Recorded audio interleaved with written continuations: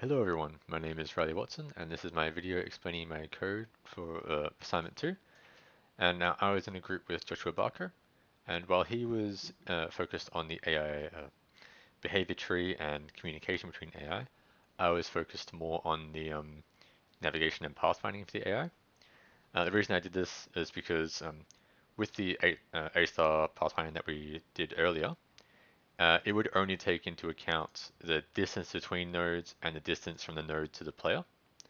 But it wouldn't actually take into account anything about the node. So like, what if that node was in like rough terrain, like in long grass or in shallow water or something? It would take the AI a while to walk through. Or if it was on a really smooth road, that would speed it up. So I wanted to add those kind of variables onto those nodes, and then make the pathfinding algorithm reflect those changes and actually incorporate them into the algorithm. So the rough terrain, smoothness of terrain was like one of the variables I added here. The other variable I added was node closeness. Now this was how close the AI had to be to the node to move on to the next node. So you might remember in when we first did the A-star pathfinding, uh, the AI had to be, I think it was within 100 units of the node before it moved on to the next one. Whereas when we made the procedural generation lab, we changed that to I believe 1,000 nodes, so it would move on to the next node from further away. It would make it the motion seem a lot smoother, but it wouldn't get as close to the individual nodes. But I wanted to change that to an actual variable so that you could specify in areas like this, where it's like very tight corridors, that you need to go right onto the nodes. So you can specify that you have to be right on the nodes before you can change. But then in areas out here where there's lots of open space, it doesn't really matter too much. You can be a lot more loose with how the AI walks. So essentially, on each of these nodes, I've got two enums that you can choose from. One is the node closeness, and one is for the node roughness. I have also made these navigation nodes as blueprints, but that's only so that I could easily put on a mesh onto them and then change the color of the mesh depending on whether it was like smooth or rough terrain. That's the only thing the blueprint actually does. But in the code, the navigation nodes, they have the close normal file, everything.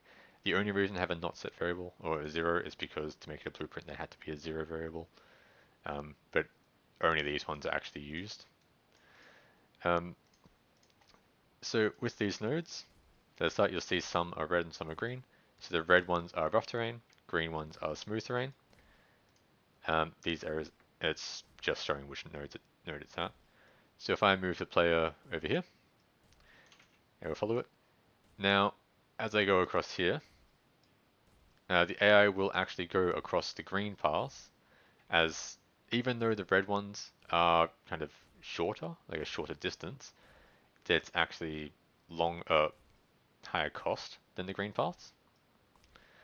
So this is something that the normal A-star pathfinding algorithm before wasn't able to do, but with my modifications, it's now able to do.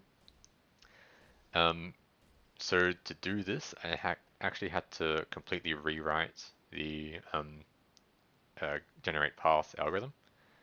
Because previously, even though like this here is the old um, algorithm for it, even though I had added the roughness uh, into this, it still wouldn't calculate it properly because once it found a path, so it would first just find the shortest path. Once it found a path, it wouldn't keep calculating to work out if there was a lower cost path than the original path.